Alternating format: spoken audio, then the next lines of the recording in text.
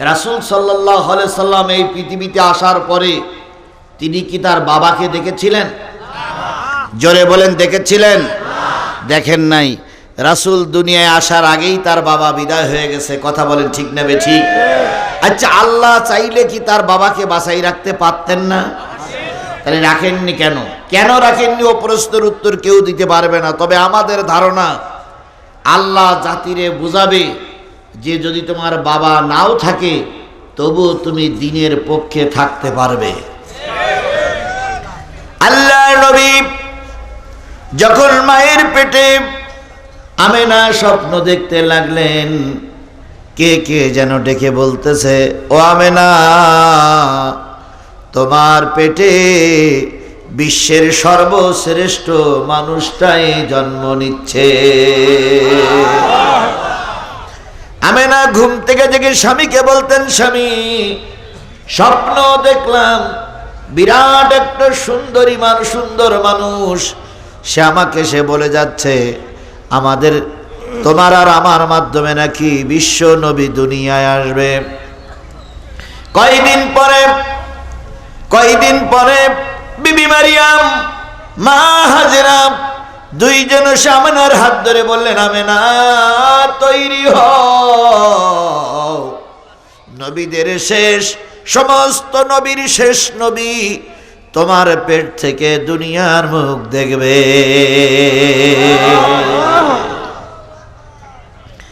আমেনা স্বামীর গলায় জড়াই ধরে বললেন, স্বামী, বিশ্বের সর্বশ্রেষ্ঠ মানুষটা আমার ঘরে আসবে, অথচ সে আসার পরে বিছানা করার মতন কোনো বেডশিট আমার কামরায় নাই, তারে যে একটু আদর আপ্যায়ন করবো কোনো মাল সামানা নাই। যদি কিছু মাল সামানা হতো তাহলে আমরা সে আসার পরে আমরা তার একটু মেহমানদারি করতে পারতাম। আব্দুল্লাহ চিন্তা করলেন, এত বড় একজন ভালো মানুষ আমার ঘরে আসবে, কিছু মাল সামানা তো দরকার। তিনি ইরাদা করলেন, আমি ব্যবসার উদ্দেশ্যে মদিনায় যাব, শাম যাব, সিরিয়ায় যাব। তিনি যখন ব্যবসার উদ্দেশ্যে কিছু মাল সামানা নিয়ে বাইর হলেন, আমেনা যে বললেন, ও আমার স্বামী, তাড়াতাড়ি ফিরে এসো, তুমি যতক্ষণ ফিরে না আসবে ততক্ষণ তোমার পথ পানে চেয়ে আমি অপেক্ষায় থাকলাম। ও আমার বন্ধুগণ, নবী যে ঘরে আসবে সেই ঘরে লণ্ঠনে তেল নাই, বিছানা নাই, ঘরের সামিয়ানা, ঘরের কি বলে ছাদ নাই, এমন একটা জীর্ণ শীর্ণ ঘরে জন্ম নিলেন বিশ্বের সবচেয়ে ভালো মানুষটি। আপনারা যারা দেখেছেন, আমরা যারা দেখেছি, সবাই স্বীকার করে, ও কওমি অঙ্গনও স্বীকার করে, আলিয়া মাদ্রাসার হুজুররাও স্বীকার করে, এমনকি আমলিগাওয়ালারা স্বীকার করতেন, বিএনপি ওয়ালারা স্বীকার করে, বিশ্বের সবচেয়ে ভালো মানুষের ভিতরে যারা ছিল, বাংলাদেশের সবচাইতে ভালো মানুষের ভিতরে যারা ছিল, তার ভিতরে আল্লামা সাঈদী একজন। একথা আমলিগালারা স্বীকার করে না, করে না? আরে বাবা, 2-4 জন বিরোধিতা করেছে ক্ষমতা টিকাই রাখার জন্য। যারা বিরোধিতা করেছে ওরাও জানতো আল্লামা সাঈদীর চাইতে ভালো মানুষ আর এই সমাজে কেউ ছিল না। তারপরে ক্ষমতা টিকাই রাখার জন্য ছলে বলে কলে কৌশলে দোষ দিয়ে তাকে ইঞ্জেকশন দিয়ে মেরে দেওয়া হলো। এই লোকটির বাড়ি একেবারে নিচু এলাকায়, একেবারে প্রত্যন্ত অঞ্চলে, গ্রাম্য এলাকার থেকে বেরিয়ে এসেছিলেন বিশ্বনন্দিত মুফাসসির আল্লামা সাঈদী। কথা বলেন ঠিক না বেঠিক? গোটা বাংলাদেশের মানুষের কাছে একটা প্রচার আছে, বগুড়ার মাটি বিএনপির ঘাঁটি। এরকম একটা প্রচার আছে না? প্রচার আছে কিনা আছে আমি বাইরের থেকে যারা শুনতেছে সেইটাই বলতেছি। বগুড়ার মাটি, এটা একটা সবাই প্রচার করে, কিন্তু দেখেন বগুড়ার মাটিতে যার কারণে বিএনপির এত পরিচয় হলো, সেই শহীদ প্রেসিডেন্ট জিয়াউর রহমানের বাড়িটা একেবারে প্রত্যন্ত অঞ্চলে। তিনি কিন্তু শহরের মানুষ নয়, শহরের মানুষ তিনি কিন্তু এটা প্রত্যন্ত অঞ্চলের মানুষ। তাহলে যারা ভালো মানুষ, যারা কর্ণধর জাতির, যারা পরিচিত মুখ, তারা ওই রকম নিচু এলাকার গ্রাম্য এলাকার থেকে বেরিয়ে আসে। কথা বলেন ঠিক না বেঠিক? আল্লাহর নবীও তাই বেরিয়ে আসবেন। নবী আমিনার পেটে আব্দুল্লাহ চলে গেলেন ব্যবসার উদ্দেশ্যে। ছেলে আসবে, মনে বড় সাধ, মনে বড় ইচ্ছা, মনে বড় করুণা, মনে বড় মায়া, সন্তান এসে যেন কষ্ট না পায়। 5 মাস কয়দিন যখন বয়স আমিনার পেটে মোহাম্মদ, তখনই নবী চলে গেলেন ব্যবসার উদ্দেশ্যে। 6 মাস বয়স হয়ে গেছে। নবী যখন মা আমিনার পেটে 6 মাস, তখন বাবা ব্যবসা করে ফেরার পথে আল্লাহ পাক মালিকুল মউতকে পাঠিয়ে দিলেন। ও মালিকুল মউত, নবীর আব্বার জানটা কবজ করে নিয়ে এসো। আজরাইল আলাইহিস সালাম মালিকের কাছে প্রশ্ন করার শক্তি, সাহস, সামর্থ্য রাখে, তারপর একটু ইতস্তত করতেছে। আল্লাহ জিজ্ঞেস করলেন, মালিকুল মউত, ইতস্তত করতেছো কেন? আজরাইল আলাইহিস সালাম বলেন, আল্লাহ তোমার হাবিব মায়ের পেটে ছেলের মুখে হাসি ফুটানোর জন্য বাবা গেছে ব্যবসার জন্য। ব্যবসা করে ফিরে আসার আগে আমাকে হুকুম করতেছো, জান কবজ করতে, জান কবজ করতে হবে, কিন্তু তোমার হাবিব বলো কষ্ট পাবে। আল্লাহ বললেন, ফেরেশতা আমার চাইতে তুমি ভালো জানো না, তোমার ডিউটি তুমি পালন করো, আমার হাবিবের দায়িত্ব আমি নিজে হাতে নিয়ে নিলাম। তাহলে আল্লাহ রাব্বুল আলামিন তার হাবিবের দায়িত্ব নিজে হাতে নিয়ে নিয়েছেন। আপনারা তো সেই নবীর উম্মত, সবাই তো সেই নবীর উম্মত, তাহলে ওখানে দাঁড়াই আছেন কেন?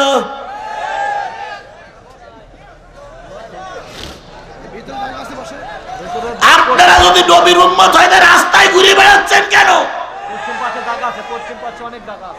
আপনারা ঘুরিয়ে বেড়ালেও এখন তাবারুক দেবে না, এখানে বসে থাকলেও তাবারুক দেবে না। তাবারুকের যখন সময় হবে তখনই পাবেন।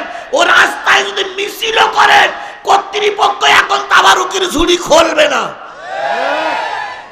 ফাউ জিব্বার পানি ফেলাচ্ছেন কেন? ভিতরে আসেন।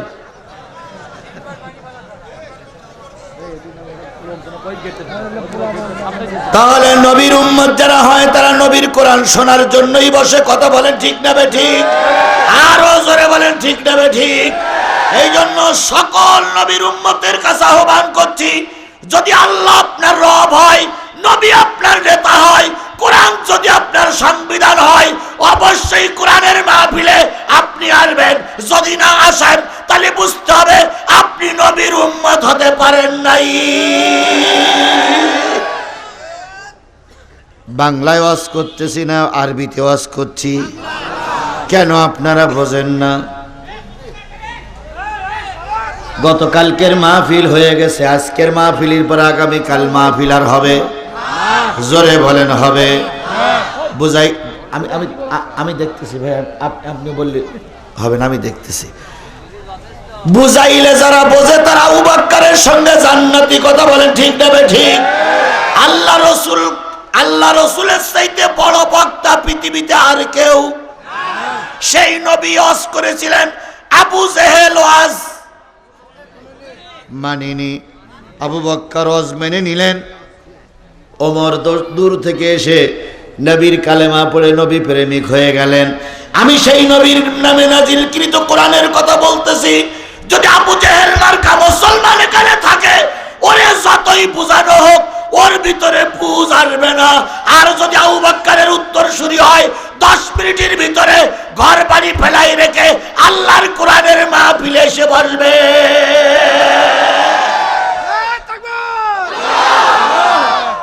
আমরা দেখতে চাই আপনারা আবু জেহেলের দলের লোক না নবী মুহাম্মদের দলের লোক? সময় দিলাম কয় মিনিট? 10 মিনিটের ভিতরে যদি রাস্তাঘাটের দোকানের লোক না আসে, আধা ঘন্টা মাহফিল বন্ধ থাকবে। 20 জন করে দল বেঁধে সমস্ত বাজারে যাব, যেটারে পাবো বাজারে সেটারে মোটামুটি 14টা করে মাহফিলে নিয়ে আসবো। কোরআনের মাহফিল হবে, আর বাজার করবা, বাড়ি যাও।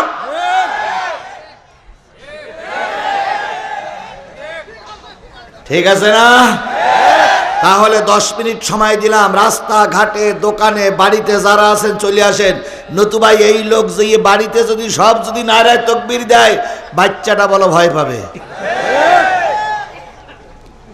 বুঝাইলে যারা বোঝে তারা আবু বকরের সঙ্গে জান্নাতি, কথা বলেন ঠিক না বে ঠিক? আর বুঝাইলে যারা বোঝে না তারা ফেরাউনের সঙ্গে জায়গায় চলে যাবে।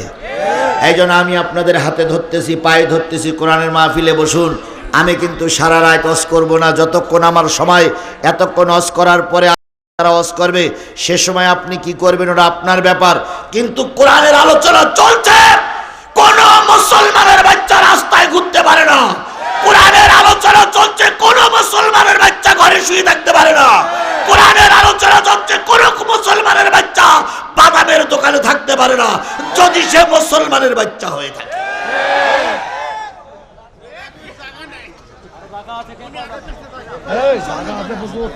আমি দেখতেছি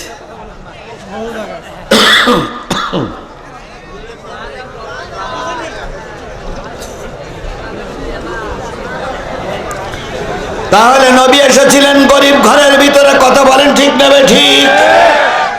কয় মাস বয়স নবীর? এই সময় বাবা গেছেন কিসের জন্য? বাবা ছেলের মুখে হাসি ফুটাবে তাই ব্যবসার জন্য গেছে। মদিনার থেকে ব্যবসা করে অনেক মাল সামানা কিনলেন। এটা আমার সোনা মানিকের জন্য জুতা, এটা আমার সোনা মানিকের জন্য শিশু কাপড়, এটা আমার সোনা মানিকের জন্য মাথার ক্যাপ, এটা আমার সোনা মানিকের জন্য তেল।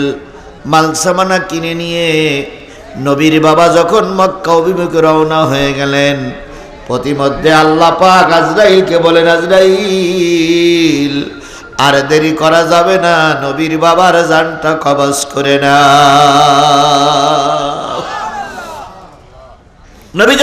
নবীর বাবা যখন মৃত্যুর সঙ্গে শায়িত, সেদিন আব্দুল্লাহর চোখ বেয়ে টপ টপ টপ টপ করে পানি পড়তেছিল।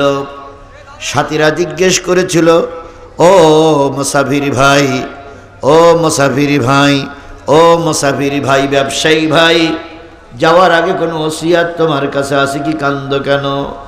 আব্দুল্লাহ বললেন, না রে ভাই, আমার কোনো ওসিয়াত নাই, কিন্তু আমার জীর্ণ শীর্ণ ঘরের ভিতরে বিশ্বের সর্বশ্রেষ্ঠ মানুষটা আসবে। আমি আমার এই বাচ্চার জন্য অনেক কিছু কিনলাম, কিন্তু মালিক মনে হয় বাচ্চার মুখটা দেখার সৌভাগ্য আমাকে দিলেন না। আল্লাহ যেটাই করে ওটাই খুশি। ও আমার দেশবাসী, বগুড়ার মানুষেরা, টেনশন চিন্তা করার কোনো দরকার নাই। যার কেউ নাই তার একমাত্র ভরসা হলো আল্লাহ।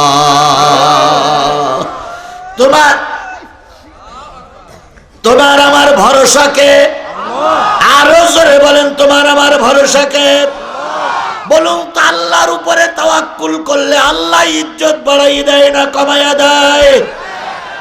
সুতরাং আল্লাহর পরে তাওয়াক্কুল করে আমরা আজকের এই কোরআনে বসেছি রসুলের তরিকা মোতাবেক। তাই রসুলের নামে দুরূদ আর সালাম সাল্লাল্লাহু আলাইহি ওয়াসাল্লাম। নবী 6 মাসের কালে পিতাহারা হইলেন, দুনিয়াতে এসে নবী পিতাকে না দেখিলেন। দিনের নবীজি আমার এতিম ছিলেন, দিনের নবীজি আমার গরিব ছিলেন। নবী ছাগল চরাতেন, নবী মাঠে বেড়াতেন, নবী ছাগল চরাতেন, নবী মাঠে বেড়াতেন। হালিমার গৃহে নবী বসত করিতেন, দিনের নবীজি আমার এতিম ছিলেন, দিনের নবীজি আমার গরিব ছিলেন। সেই নবী কিয়ামতের দিন সর্বপ্রথম কাদের কথা বলবেন আল্লাহর কাছে? উম্মতের কথা। সেদিন তার মেয়ের কথা বলবেন না, জামাইয়ের কথা বলবেন না, চাচার কথা বলবেন না, দাদার কথা বলবেন না, সেদিন বলবেন রব্বি হাবলি উম্মতি, আয় আল্লাহ আমার গুনাহগার উম্মতগুলোরে মাফ করে দাও। তাহলে সেই নবীর সুপারিশ আমাদের দরকার আছে না নাই? যদি থাকে আমরা সে নবীর নামে দুরূদ আর সালাম দিয়ে শুরু করছি। আর যারা বাইরে আছেন তাদের কাছে অনুরোধ করছি, দয়া করে কোরআনের মাহফিলে এসে বসুন। আমি কিন্তু 12টার উপরে যাবার নিয়ত নাই, 2-5 মিনিট আপ ডাউন হতে পারে, 12টা পর্যন্ত কথা বলবো। এতটুক সময় আল্লাহ পাক যদি নবীর উম্মত হন দিনের খাতিরে কবুল করুক। সকলে মিলে বলুন আমিন, আরো জোরে বলেন আমিন। তাহলে রাসূলের নামে দুরূদ আর সালাম সাল্লাল্লাহু। এবার বলুন তো, বিশ্বের সবচেয়ে বড় যিনি তিনি কে? পৃথিবীর সবচেয়ে যিনি বড় তিনি কে? আল্লাহ। আল্লাহর উপরে বড় আর কেউ আছে? জোরে বলেন আর কেউ আছে? মানুষের ভিতরে সর্বশ্রেষ্ঠ মানুষ তিনি কে? আল্লাহর নবী। কথা বলেন, কথা বলেন, কথা বলেন। কিতাবের ভিতরে সবচেয়ে শ্রেষ্ঠ কিতাবটার নাম কি? তাহলে আল্লাহ হলো সবার বড়, নবী হলো সব মানুষের শ্রেষ্ঠ মানুষ, কোরআন হলো সব কিতাবের শ্রেষ্ঠ কিতাব। কথা বলেন। সেই আল্লাহর কোরআন নাজিল হলো নবীর উপরে। সেই শ্রেষ্ঠ কোরআনের শ্রেষ্ঠ নবীর বাণী যারা শুনতে বসে, জেনে নিও এদের চাইতে ভালো মানুষ আসমানের নিচে জমিনের উপরে আর একটাও নাই। তাহলে তাই যদি হয় আপনারা শ্রেষ্ঠ মানুষ, আর বাদামের দোকানে যারা ঘুরে বেড়াচ্ছে নিশ্চয়ই তারা নিকৃষ্ট মানুষ। উলাইকা কাল আনাম, আল্লাহর ভাষায় এরা হলো চতুষ্পদ জন্তুর মতো।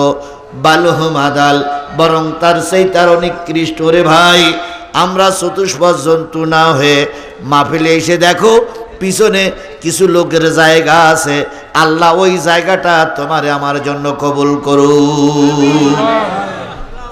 তাহলে আমরা এখানে এসেছি তাফসিরুল কোরআন মাহফিল শুনতে। তাফসির কোরআন থেকে আলোচনা হোক, এটা কি আপনারা চান? সবাই মিলে বলেন চান? এই তাফসিরটা দিয়েছে মাহফিল কর্তৃপক্ষ। কথা বলেন ঠিক না বেঠিক? আপনাদেরও দাবি আছে, আমাদেরও দাবি আছে, আর কমিটিরও দাবি আছে। আপনারা এসেছেন কি শোনার জন্য? আমি এসেছি কি বলার জন্য? কর্তৃপক্ষ আমাদের দাওয়াত করে নিয়ে এসেছে কেন? আমি কোরআন শোনাবো আর আপনারা কোরআন, এই জন্য তো কর্তৃপক্ষ আমাদের দাওয়াত করেছে। কথা বলেন ঠিক না ঠিক? তাহলে আমি এখন কোরআন থেকে আলোচনা করব আর আপনারা কোরআন শুনবেন। যদি কোনো নেতার গায়ে লাগে আর সে নেতা যদি চুলকানি শুরু করে, এর জন্য আমরা দায়ী না, দায়ী হলো কর্তৃপক্ষ।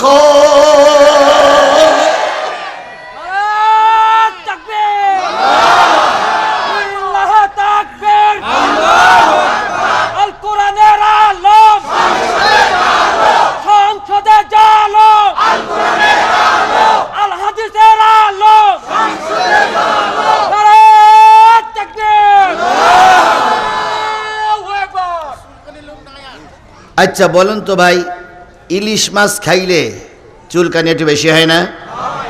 যার চুলকানি দোষ সের বলে ইলিশ মাছ দেখলি তার গা চুলকায়, অ্যালার্জি যার দোষ তার, কিন্তু ইলিশ মাছ দেখলে কি হয়? চুলকায়। আমাদের দেশে কিছু নেতা, কিছু লোক আছে, কিছু হুজুর আছে, কিছু বামপন্থী ডানপন্থী লোক আছে, আলেম ওলামা দেখলেই গা চুলকানি শুরু করে। সমাজে এত অন্যায় হয় সেগুলো চোখে দেখে না, নড়িয়ে চড়িয়ে হুজুরদের ভুল ধরার জন্য মঞ্চে উঠে পড়িয়ে লেগে যায়। হুজুরদের ভুল ধরো না, জানাজা পড়লে নিশ্চয়ই হুজুরির প্রয়োজন হবে। এখন হুজুরদের দেখলে চুলকানি হয়, তাহলে জানাজা কি কৃষ্ণবাবুর দিয়ে পড়াবা? সুতরাং আলেমরা হলো এই সমাজের শ্রেষ্ঠ সন্তান। কথা বলেন। আমরা মুক্তিযোদ্ধাদের বলি শ্রেষ্ঠ সন্তান, অবশ্যই আমি ওদের শ্রেষ্ঠ সন্তান বলি, কিন্তু যদি ঈমান না থাকে কোন শ্রেষ্ঠ সন্তান দিয়ে জান্নাতের মুখ দেখা যাবে না। জান্নাতে গেলে আগে লাগবে থাকবে ঈমান ঈমান ঈমান। হিন্দু একজন মুক্তিযোদ্ধা মারা গেছে, টিওনো সাহেব এসে স্যালুট দিল, আরে তারা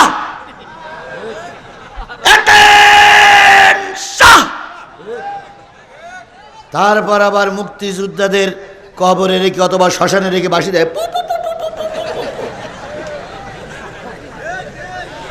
বলেন তো একজন ব্যক্তির ঈমান নাই, ওই ব্যক্তির স্যালুট দিলেই কি জান্নাতে যাওয়া যাবে? একজন ব্যক্তি বামপন্থী কোরআন বিরোধী ও যত বড় মুক্তিযোদ্ধা হোক, ওর মৃত্যুর পরে হাজারো পুলিশ এনে স্যালুট দিলে জান্নাত পাওয়া যাবে না। এই জন্য জাতির শ্রেষ্ঠ সন্তান হলো আলেমেরা। হাজারো কাজের ভিতরে আলেমদের দুই একটা ভুল থাকাটাই স্বাভাবিক, হতেই পারে। সুতরাং আলেমদের নিয়ে কথা বলতে গেলে নিজের দিকে আগে তাকাও। তোমার চেহারাটাকে আয়নায় দেখো, যে তুমি যাদের নিয়ে সমালোচনা করতেছো তারা কোথায় আর তুমি কোথায়। তোমরা আল্লামা সাঈদীর বলেছিলে রাজাকার, আল্লামা সাঈদীর জানাজা পড়তে দেওনি। আল্লামা সাঈদী এখন গোটা বিশ্বের কোটি কোটি মানুষের হৃদয়ের ভিতরে জায়গা করে বসে আছে। আর তোমরা যারা জানাজা পড়তে দেওনি, টুপলা টুপলি বেঁধে নিয়ে বাংলাদেশ ছেড়ে চলে গেছো, খোদার কসম তোমরা আলেমের জানাজা বন্ধ করেছিলে। আর বাংলাদেশের 18 কোটি মানুষ এই বাংলাদেশের 3.5 জায়গা তোমাদের জন্য রাখিনি, তোমাদের কবর দেওয়া পর্যন্ত বন্ধ।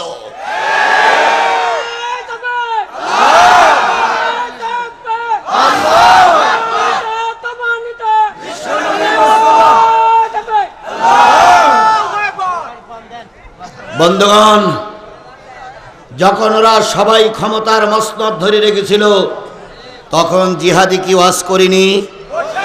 কথা বলেন, জিহাদি ওয়াজ করিনি?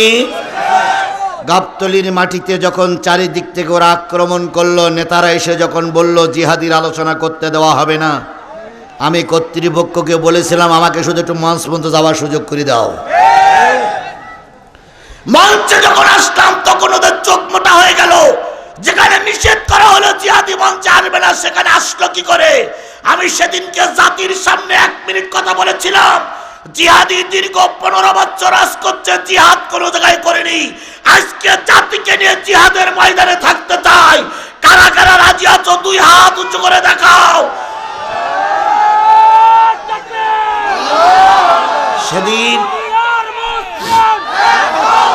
থামুন থামুন থামুন, সেদিন ওরা বাধ্য হয়ে ময়দান থেকে পালাই যেতে বাধ্য হয়েছিল। ওরা বলেছিল এখান থেকে হুজুরি ধরা যাবে না, দেখি পথের মধ্যে ধরা যায় কিনা। পথের মধ্যে ওরা আমাকে ধরতে পারেনি, আলহামদুলিল্লাহ। তাহলে সেদিন হেফাজত করেছিল কে? সেদিন মঞ্চে ছিল ওনারা, নিচে ছিলেন ওনারা, ডাইনে ছিলেন ওনারা, বামে ছিলেন ওনারা, রাস্তায় ছিলেন ওনারা।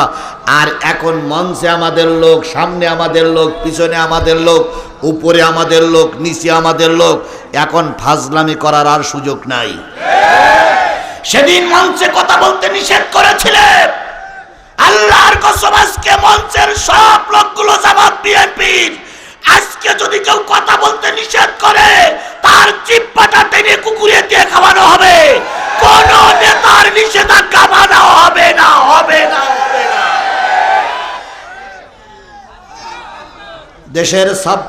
দেশের 18 কোটি মানুষ কারোর কাছে জিম্মি হয়ে নেই। কথা বলেন ঠিক না বেঠিক?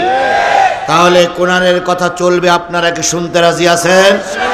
আল্লাহ আমাদের সবাইকে কবুল করুক, সকলে মিলে বলুন আমিন। আমি আর সামনে না যেয়ে তেলাওয়াতকৃত আয়াতের পরে কথা বলতে শুরু করছি। আমি আপনাদের সামনে তেলাওয়াত করেছি সূরা বনি ইসরাইল। কোন সূরা? এই মুসলমান কথা বলেন, কোন সূরা? সূরা বনি ইসরাইল। বনি ইসরাইলদেরকে বলা হতো মুসা আলাইহিস সালামের অনুসারী। আমাদের নবীর অনুসারী যারা, আমাদের নবীর অনুসারী যারা, তাদেরকে বলা হয় উম্মত। কি বলা হয়? সবাই মিলে বলেন।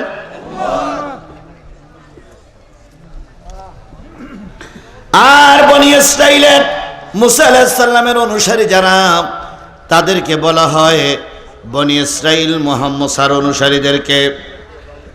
সূরাটার নাম হচ্ছে সূরাতুল বনি ইসরাইল।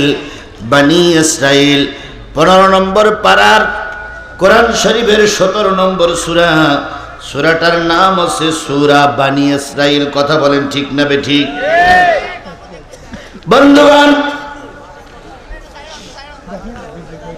111টা আয়াত, 16টি রুকু, মক্কায় অবতীর্ণ সূরা সমূহের ভিতরে একটা অন্যতম সূরা বনি ইসরাইল।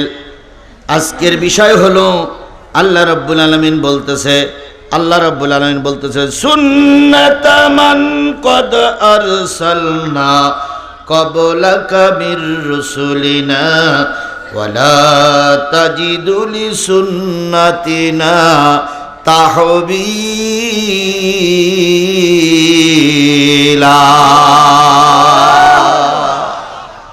সূরা বনি ইসরাইলের সূরার মোট আয়াত কত বললাম? 111টা আয়াতের ভিতর থেকে আমি আপনাদের সামনে তেলাওয়াত করেছি 77, 78, 79, 80। কয়টা? আর একটা জোরে বলেন। আল্লাহ বলতেছে সুন্নাত মানে নিয়ম। কদ আরসালনা ক্বাবলাকা মির রুসুলিনা, আমি এমন কিছু নিয়ম আপনার পরে অর্পণ করলাম নবী গো, যে নিয়ম অতীতের লোকদের ব্যাপারেও ছিল, অতীতের লোকদের বেলায় ছিল। ওয়ালা তাজিদুলি সুন্নাতিনা তাহবিলা, মনে করবেন না নতুন করে কোনো নিয়ম আপনার পরে প্রেরণ করলাম।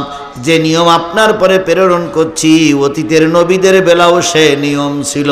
বলুন তো, সব নবীদের বেলায় নামাজ ফরজ ছিল না ছিল না?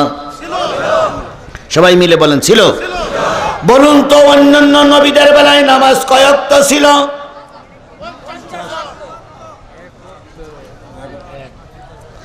কোন নবীর বেলায় 2 ওয়াক্ত, কোন নবীর বেলায় 1 ওয়াক্ত, কোন নবীর বেলায় একবার সেজদা করলেই হয়ে যেত, কোন নবীর বেলায় 3 ওয়াক্ত নামাজ পড়লে হয়ে যেত। শুধুমাত্র আমার নবীর বেলায় আসলো কয় ওয়াক্ত? এবার বলুন তো, অন্যান্য নবীদের বেলায় রোজা ফরজ ছিল না ছিল না? বলুন তো, কয়টা রোজা ফরজ ছিল? ইয়া আইয়ুহাল্লাযীনা আমানু কুতিবা আলাইকুমুস সিয়াম কামা কুতিবা আলাল্লাযীনা মিন ক্বাবলিকুম, হে ঈমানদারেরা, তোমাদের বেলায় রোজা ফরজ করা হয়েছে যেমন তোমাদের পূর্ববর্তীদের জন্য ফরজ ছিল। তাহলে বোঝা গেল আগের মানুষের বেলায় রোজা ফরজ ছিল সে কয়টা? বলতে ভাবতেছেন না? তবে শোনেন, মহররমের কয় তারিখে আশুরা? এই 1 থেকে 10 পর্যন্ত আগের নবীর বেলায় রোজা ছিল ফরজ। তাহলে তাদের বেলায় রোজা ছিল কয়টা? আরো জোরে বলেন। কেউ কেউ বলেছে জিলহজের 1 থেকে শুরু করে 9 জিলহজ পর্যন্ত রোজা ছিল বাধ্যতামূলক। তাহলে বোঝা গেল সেখানেও 10টা। মুহররম যদি ধরি 10টা, জিলহজের 1 তারিখ থেকে 10 তারিখ পর্যন্ত ধরি যদি, সেখানেও 10টা। কারোর বেলায় 3টা, কারোর বেলায় 4টা, কারোর বেলায় 10টার বেশি ছিল না। আর আপনার নবীর বেলায় রোজা ফরজ হইল কয়টা? তাহলে রোজা আগে ফরজ ছিল, নামাজ আগে ফরজ ছিল, কম হোক আর বেশি হোক। আল্লাহ বলতেছে নবী গো, আমি আপনার বেলায় কিছু নিয়ম বলে দিলাম, মন খারাপ করেন না, আপনার উম্মতেরা যেন মন খারাপ করে না। অতীতের নবীদের বেলায় যেমন কিছু নিয়ম ছিল সেরকম কিছু নিয়ম আপনার বেলায় চাপিয়ে দিলাম। এই নিয়মগুলো পালন করো। এটা তোমাদের জন্য নতুন কিছু নয়, এটা সকলের জন্য বাধ্যতামূলক ছিল। এবার বলুন তো, পৃথিবীতে যত নবী আসছে কোন নবী কি বেনামাজি ছিল? আরো জোরে বলেন, কোন নবী কি বেনামাজি ছিল? তুমি আর আমি যদি নবীর উম্মত হই, অবশ্যই তোমাকে নামাজি হওয়া লাগবে। দুটো গোশ জবাই করলাম আর খাওয়ালাম আর বললাম আজকের খাওয়াটা খুব ভালো হয়েছে। আর জান্নাতে মহিষ খেয়ে দৌড় মারবা মহিষের মতন নাকি? গরু খেয়ে দৌড় মারবা গরুর মতন না। সুন্নত তোমার ভিতরে থাকা লাগবে। কোন নবী বেনামাজি ছিল না, তোমাকে আমাকে বেনামাজি হওয়া যাবে না। এরপর আল্লাহ পাক বলতেছে নিয়মটা কেন বলে দিলাম, সতর্কটা কেন করলাম শোনো। আকিমিস সালাতা লিদুলুকিশ শামসি ইলা গাসাকিল লাইলি ওয়া কুরআনাল ফাজর ইন্না কুরআনাল ফাজরি কানা মাশহুদা।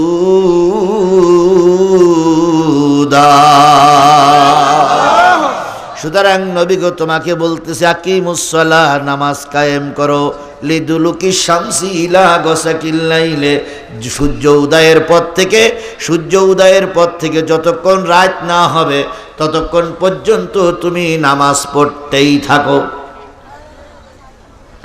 সূর্য উদয়ের আগের থেকে নামাজ পড়া শুরু করবা, আর পড়বা কোন পর্যন্ত? লিদুলুকি শামসি ইলা গাসাকিল লাইলে, সূর্য ডুবে যাওয়ার পরও রাত পর্যন্ত পড়বা। দুলুকি শামসি ইলা গাসাকিল লাইলি ওয়া কুরআনাল ফাজর, ফজরের কোরআন তেলাওয়াত করবা।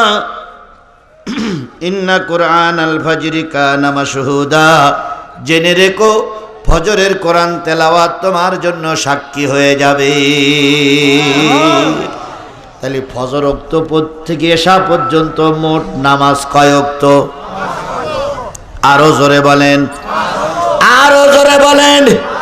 আলি ফজর ওয়াক্ত থেকে এশা পর্যন্ত নামাজ হলো 5 ওয়াক্ত। আল্লাহ বলতেছেন দুলুকি শামস, সূর্য যখন ঢলে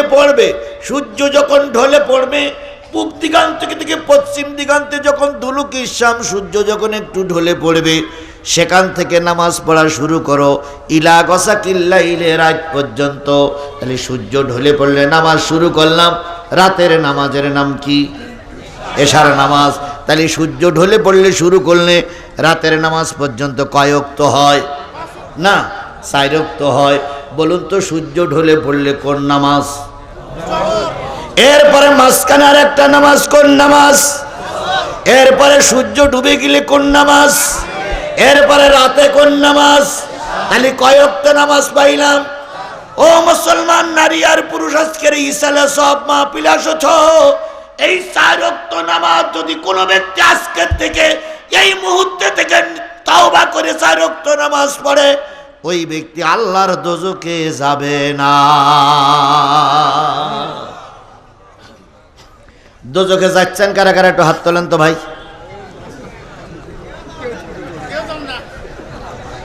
কেউ যাবেন না? কেউ যাবেন না? আচ্ছা, বেহেশতে যেতে চান কারা কারা? একটু হাত তোলেন। ও আল্লাহ, মনে হচ্ছে বেহেশতে জানো মামুর বাড়ি। সবাই হাত তুলেছে, কোথায় যাবে? হাত নামান। এইবার আসেন, এটা হলো 5 বাড়িয়া। 5 বাড়িয়ায় সুদখোর আছে না নাই?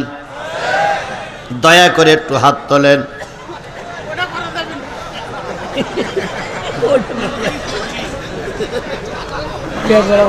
কেন করা যাবে? গান সুদ খাতি লজ্জা করে না, হাত তুলতে লজ্জা করে? তোলেন।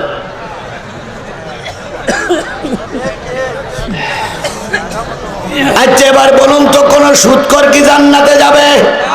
তাহলে সুদখোরের বাচ্চারা জাহান্নামে যাবেন, কাগজে লিখে দিতে পারি। হাত তোলেন। আরে বাবা, আপনার লজ্জা করতেছে কেন? দেশের বড় চেয়ারে যিনি বসে আছেন, সবচেয়ে বড় সুদখোর তিনি।